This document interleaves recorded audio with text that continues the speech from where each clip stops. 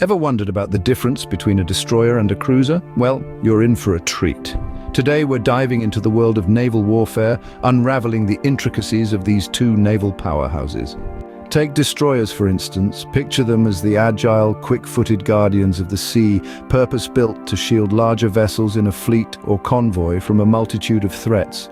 A destroyer is like the protective big brother, always ready to step in when trouble comes knocking. Now shift your gaze to cruisers. They're not just defenders, but also formidable opponents when they venture out alone.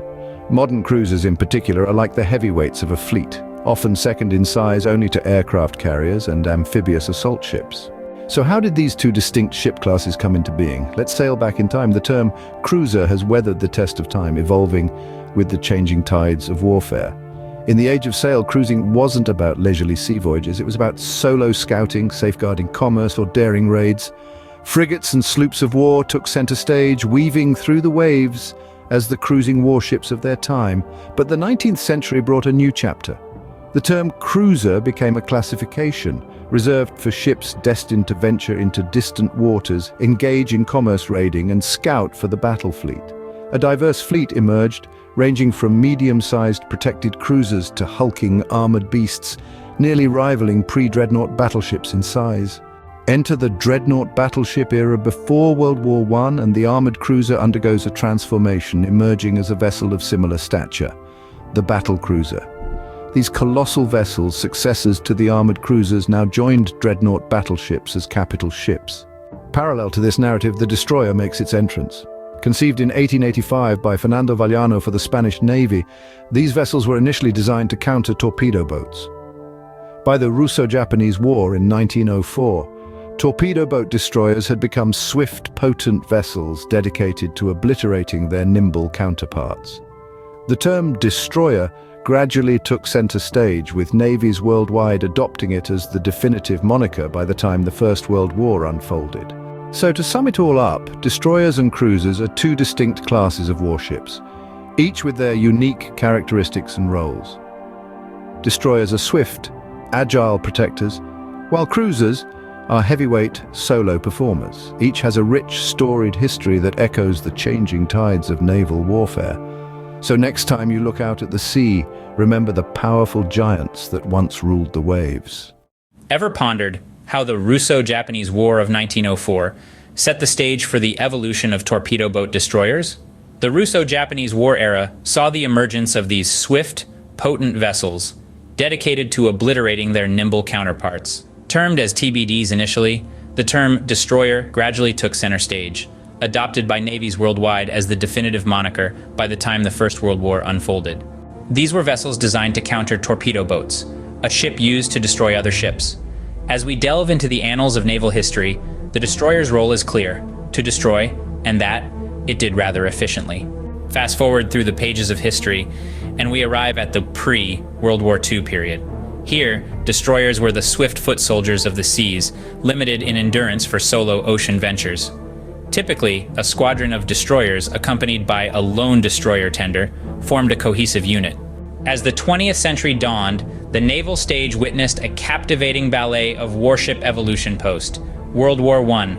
This was a time when the successors of protected cruisers found their place on a scale of warship size that sat smaller than the grandeur of battleships, yet larger than a destroyer. The year 1922 brought the Washington Naval Treaty into the limelight. Cruisers were now limited to 10,000 tons displacement and guns not exceeding 8 inches in caliber.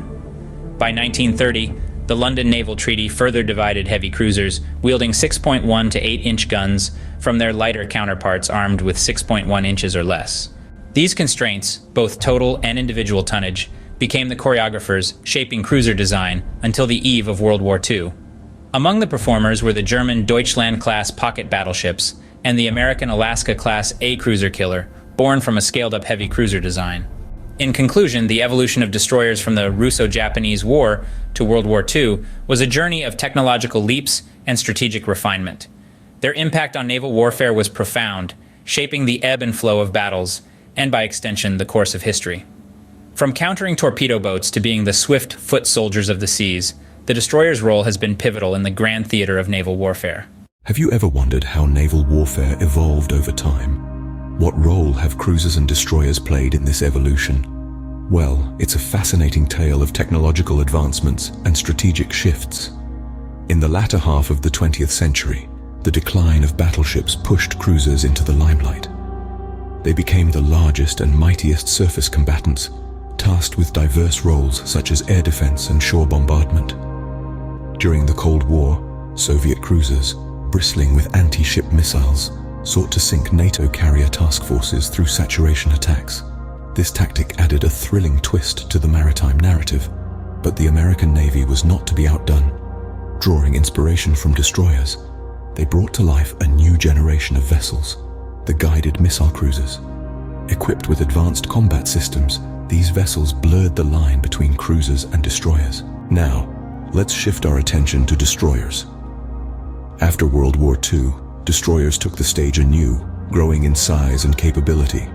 The modern Arleigh Burke class, for example, boasts a colossal 9,600 tons of displacement, a staggering 340% increase in size over the Allen M. Sumner class.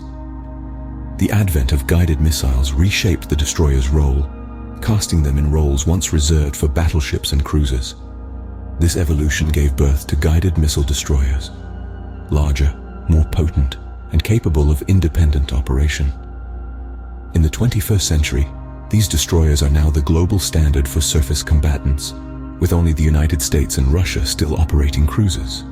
Today's guided missile destroyers wield firepower superior to their World War II cruiser counterparts, showcasing their prowess with nuclear-tipped cruise missiles.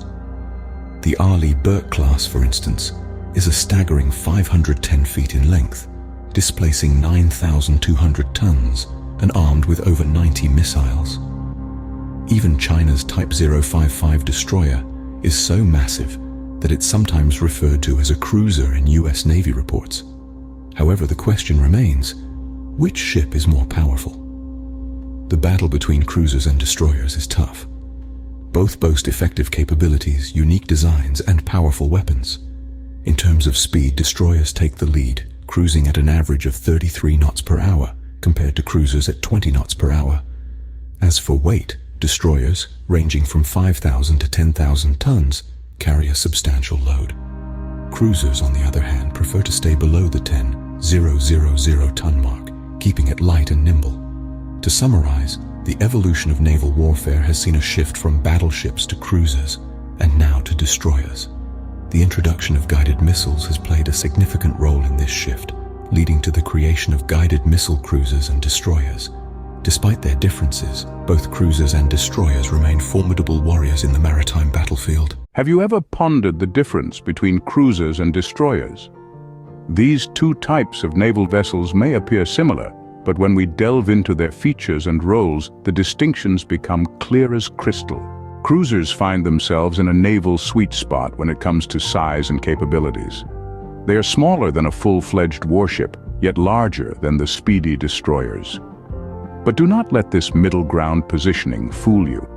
When the need arises to operate deep in enemy territory, the cruiser steps into the limelight as the true powerhouse.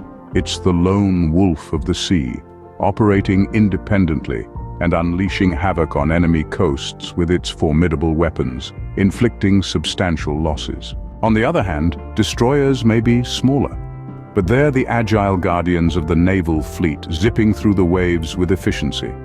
Their knack for defense makes them the go-to escorts, shielding naval fleets and merchant ships from threats lurking in the sea, air, or even on land. In the world of naval dynamics, size isn't everything, and destroyers prove that speed and effectiveness can trump sheer size. From a defensive standpoint, the destroyer emerges as the guardian of the fleet, merchant ships or coastlines, equipped to counter threats from air, surface, or sea. When we look at the specialties of each warship, destroyers excel in anti-submarine, anti-surface, and anti-air missions, proving their mettle across all three domains. Cruisers, on the other hand, showcase their prowess with a robust anti-surface and anti-air game. So, while cruisers and destroyers may seem similar at first glance, they each possess unique features and roles that make them integral parts of a naval fleet. The blurred lines between them reflect the dynamic nature of naval warfare, where roles shift and technologies redefine the possibilities of the open sea. In summary, cruisers are the larger, more independent vessels capable of causing significant damage deep within enemy territory. Destroyers, while smaller, are the agile and effective defenders of the fleet, excelling in anti-submarine, anti-surface, and anti-air missions. If you found this insight into the world of naval warfare intriguing, then be sure to subscribe for more. Stay tuned and see you in the next one. Take care.